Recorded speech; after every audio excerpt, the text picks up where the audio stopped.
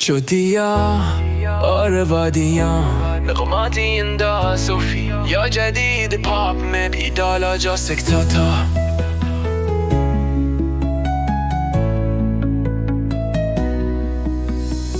با توی پرچلت قدم خام میشی میچوپه هوام درسه جو آوازایی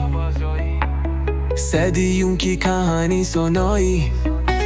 اوام گونجت افسانه دن ملپت پران فسانه هور مور پر مردی چپتان چه با های کوی راز ببیان چودیا وادیا اتاره چرها خیبر کی گونجه دل کانه خم افسینا آندی توفان یارید کی جنگار چلتا هومنده کل کر بیدار جهان مازی ها سملتا ہے میرا دل دل کنو سیختا ہے چودیا اور وادیا خیبر کی گونجه مه زندگی کی نشانی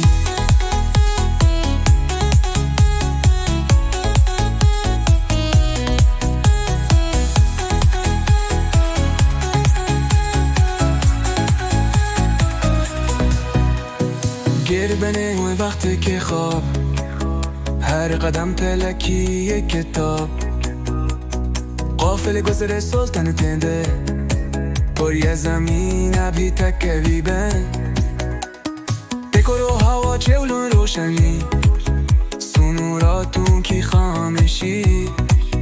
احساساز جو پاهاد گایایی برفکی چادر میسانایی چو بیان وادیان اتای چلغا خیبر کی گونجه دل کانن غم افانا اندی توفان یارید کی جنگار چلتا هومه دل کل کر بیدار جهان مازی حال سملتا ہے میرا دل در کوئی ناسیکتا ہے شو بیان اور وادیان خیبر کی گونجه میں زندگی کی نشانی یه گونجه بانه ربر انجان راستوم هم سر هر گرنا هر انترنا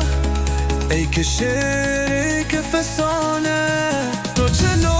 جهان لجای صدا واهی جو خیبر که هر ردا او بار می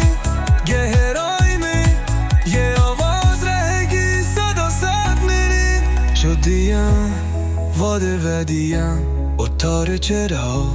خیبر کی گونجه دل کانه غم افسانه آندی توفان یارید کی جینکار